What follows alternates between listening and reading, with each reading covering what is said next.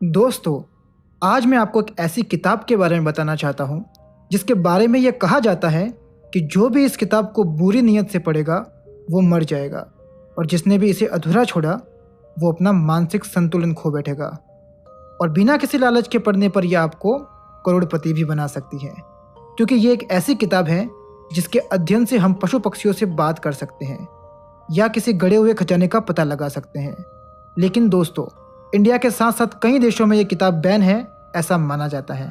लेकिन ऐसा क्यों? इसके लिए हमको इसके पीछे की कहानी जाननी जरूरी है। ये कहानी है एक 5 साल की लड़की की जो बचपन से ही अपनी उम्र के बच्चों से कुछ अलग सी थी।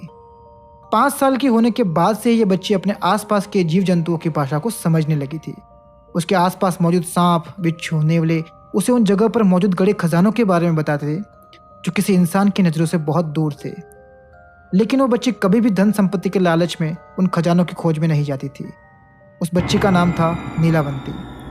जैसे जैसे नीलावंती बड़ी होने लगी, उसके साथ होने वाली विचित्र घटनाएं और बढ़ने लगी। अब उसे हर रात डरावने सपने आते थे जिनमें अलग अलग तरह के भूत, प्रेत और आत्माएं उससे बातें किया करती थी। वह उसे आने वाले भविष्य की सारी जानकारी देते थे।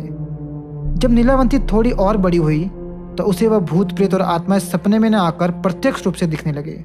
नीलावंती दिन भर भूत, प्रेत और आत्माओं से घिरी रहती थी जो हर समय उसके कानों में कुछ ना कुछ फुसफुसाते रहते थे। ये नीलावंती के लिए बेहद आम बात थी, लेकिन नीलावंती यह बात जान चुकी थी कि उसमें अन्य लोगों के विपरीत कुछ अजीब शक्तियां हैं। अब नीलावंती 16 वर्ष की एक बेहद खूबसूरत और आकर्षक लड़की दिखाई देने लगी थी और उसके साथ होने वाली घटनाएं भी बढ़ने लगी थी।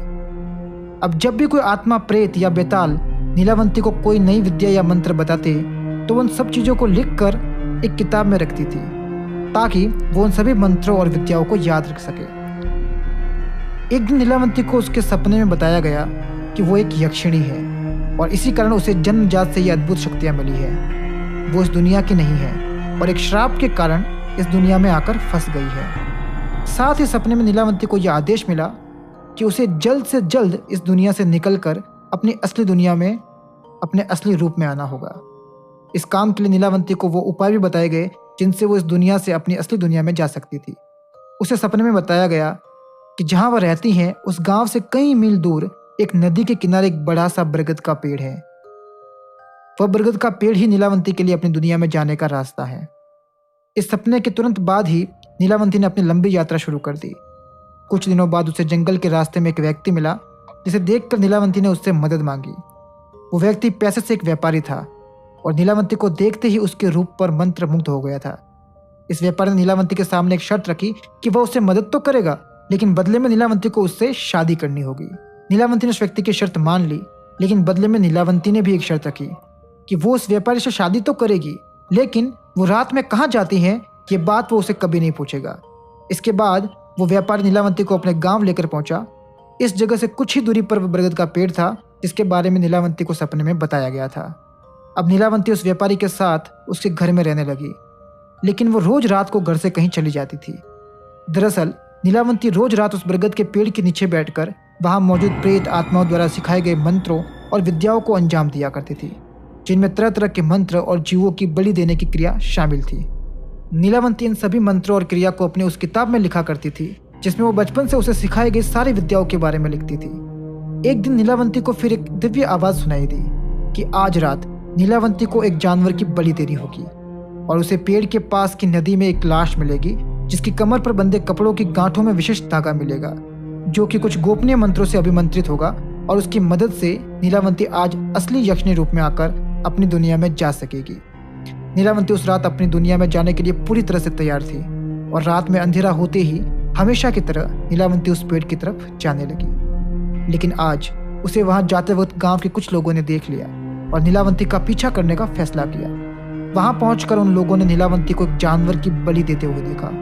ये देखकर गांव वाले बहुत ज्यादा क्रोध से भर गए और उन्हें लगा कि नीलावंती को डायन या चुड़ैल है। सभी ने नीलावंती को मार देने का फैसला किया, लेकिन उस पर हमला करने से पहले उसके पति को वहां बुलाया गया। जब गांव वाले उस व्यापारी को लेकर वापस उस स्थान पर पहुंचे तो देखा कि नीलावंती नदी के पानी में बहकर आई लाश की कमर पर बंधी गांठों को अपने मुंह से खोलने की कोशिश कर रही है। लेकिन दूर से देखने पर गांव वालों को लगा कि नीलावंती उस लाश को खा रही है। उनको यह लगा कि नीलावंती एक नर बक्षिणी है ये देखकर गांव के लोगों ने नीलावंती पर हमला कर दिया, लेकिन तभी उन्होंने जो देखा वो देखकर वहां मौजूद हर किसी की आंखें फटी की फटी रह गई, क्योंकि नीलावंती तक पहुंचने से पहले उसका पति नीलावंती के सामने जाकर खड़ा हो गया और अब वो एक विशालकाय पिशाच बन चुका था। वो अपने बड़े बड़े नाखूनों से गांव वालों को एक के बाद एक चीरने लगा। गांव वाले ये देखकर हैरान थे कि जिस व्यापारी को वो बरसों से इंसान समझ रहे थे वो वास्तव में नीलावंती से भी भयानक पिशाच था। वो पिशाच नीलावंती को वहां से लेकर जंगल की ओर भाग निकला और महफूज जगह पर पहुंचकर उसने नीलावंती को बताया कि वो पहले दिन से ये जानता था कि नीलावंती एक यक्षिणी है और उसके साथ रहने का एकमात्र लक्ष्य यही था कि वो पिशाच नीलावंती की उस किताब को पाना चाहता था जिसमें नीलावंती ने अपने जीवन की सारी विद्याओं को लिखा था। पिशाच के मनसूबे जानते ही नीलावंती ने उसको मौत के घाट उतार दिया, लेकिन कुछ ही क्षण में पिशाच फिर से जीवित हो गया। नीलावंती समझ गई थी कि इस पिशाच को हराना उसके बस से बाहर है। तब उसने अपनी उस किताब को श्राप दिया, जो कोई भी इस किताब को बुरी नज़र से पढ़ेगा तो उसकी मृत्यु तय है, और यदि कोई इसे अधूरा अध्ययन करके किसी को भी नुकसान पहुंचाने की कोशिश करेगा तो वो पागल हो जाएगा।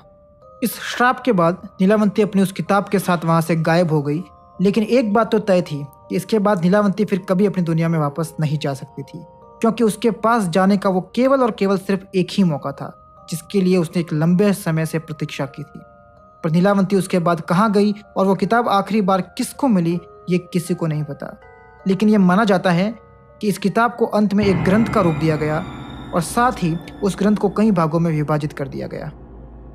आई होप आपको ये स्टोरी अच्छी लगी होगी। अगर आपको अच्छी लगी है तो हमारे चैनल को सब्सक्राइब कर दीजिए। मैं आपके लिए इस चैनल पर और भी ऐसी हॉन्टेड कहानियाँ लेके आऊँगा। Thank you.